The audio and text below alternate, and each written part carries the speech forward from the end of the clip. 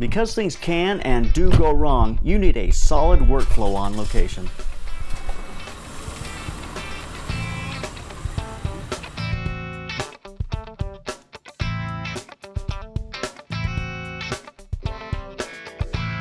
If you're going to grow in your business, you've got to get some help. You got to get help from mentors and people who can help you grow.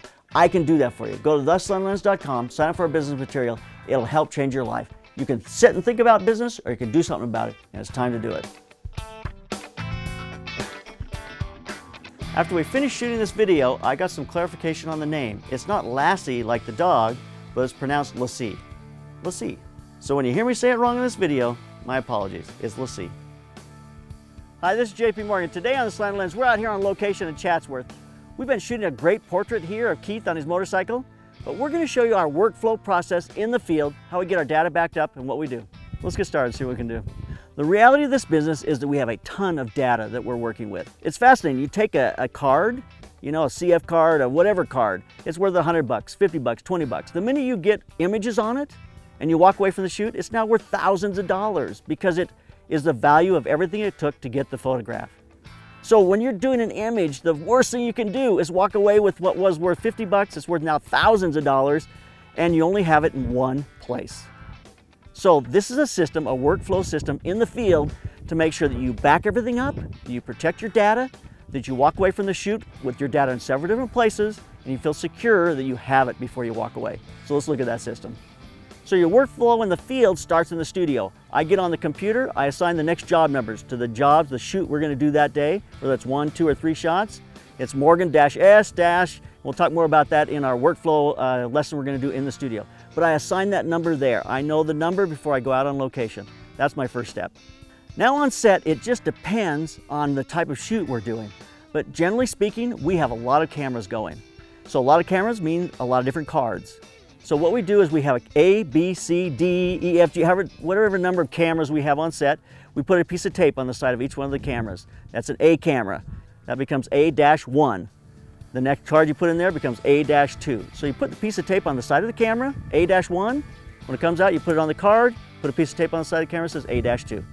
The reason this is important is some cameras set to 0 every time you put a new card in, and you're going to, on the same shoot, have a number 1, 2, 3, and another 1, 2, 3, which drives me crazy.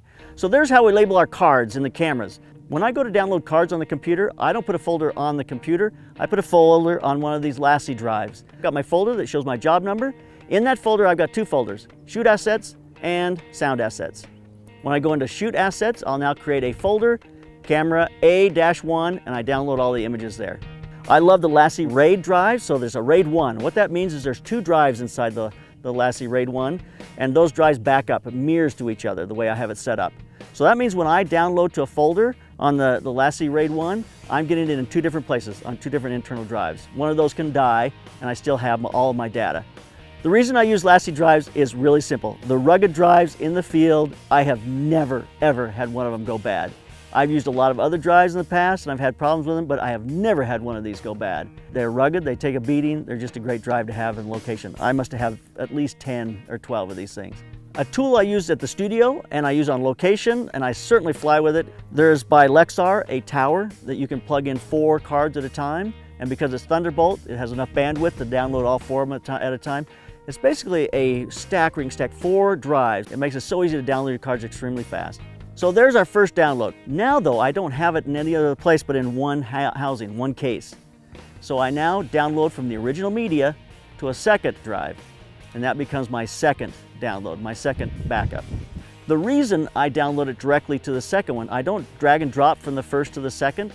I download directly from the card to each drive. And that way, if there's any data issue, any corruption of data, I'm going to make sure I get a clean copy somewhere in that process. I now put the card back in the clamshell and I try not to have to erase it. I like to have it in what I feel like is a 3rd place, that's on the card, in 2 of the Lassie drives, and now I have it in 3 different places before we head off from the location. I start my shoot with 3 clamshells. There's a card in every space in every clamshell, so I know that there's 12 cards there, then I've got a card in every camera. Then when you're done, flip those upside down. In the clamshells for me, I have the clamshells. When cards are face up, that means they're empty. When they're face down, it means they're full.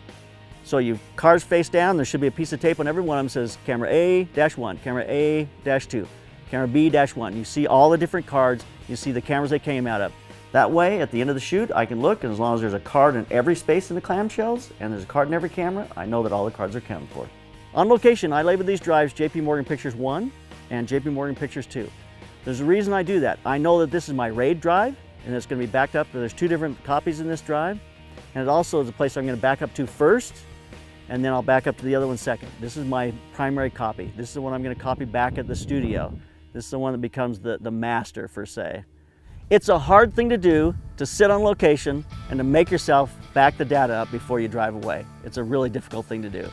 But when you're shooting a huge shoot and you have so much money involved, I want to see the backup, I want to look at the images, I want to know the data is clean before we drive away, before we break everything down. So when I fly, I leave the cards in the camera case, and of course the camera case goes on the airplane with me in the overhead. I give one of the Lassie drives to one of my assistants to put in their bag, or Jolene to put in her bag. And I put one of the Lassie drives in my bag. The reason I do that is if I leave my bag sitting somewhere and it gets stolen, then at least it's in Jolene's bag or it's in the camera case. And so I have it in 3 different places. And if the airplane goes down, they're all lost and we'll all be dead and we really won't care. Now when I get back to the studio, I can take this data, back it up to our system there at the studio, which is a RAID system. I back it up in 2 different places there, 2 different RAID systems. And once I have it on both those places, I know that it's safe and I can now erase the cards. So let this be a lesson. Don't learn this the hard way. I shot in Dallas one time. We thought we had everything backed up. It wasn't backed up in 2 different places. I had a card that was missing on one place. It wasn't on the other place. And when we got back to the studio, we had several files missing and they were key shots we had to have. And you know what I did? I had to book an airplane, go back to Dallas to pick up 2 or 3 shots that I'd missed. So before you walk away, do this simple process. Make sure it's in 3 different places and the data's there and you're safe to fly and to head on your way. So to wrap this up, when you put your data onto this drive that's worth a couple $100s, your data becomes worth the entire value of the shoot. And sometimes that can be thousands of dollars and worth way more money than all the equipment that you brought to the shoot. So this becomes the thing you've got to protect and take care of until you get it back to the studio and back it up. Simple process, but a process that will save you thousands of dollars if you follow it meticulously every single time you shoot. So do it, don't have any problems. So join our Facebook group and share your horror stories. We want to hear from you. Keep those cameras rolling, keep on clicking. Trisha Zemp made a stop motion out of the Slanted Lens logo. She's going to teach you how to do this and much, much more if you go to theslantedlens.com/stop motion. Buy the download, it'll teach you everything you need to know about stop motion.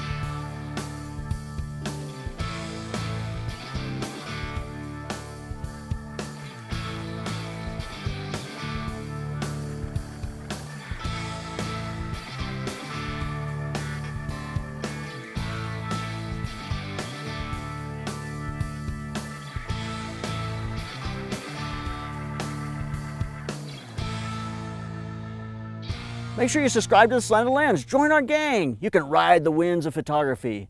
You can be out on the road with us doing our photo thing. The photo bandits, the photo guys, the guys in the photo guy gang.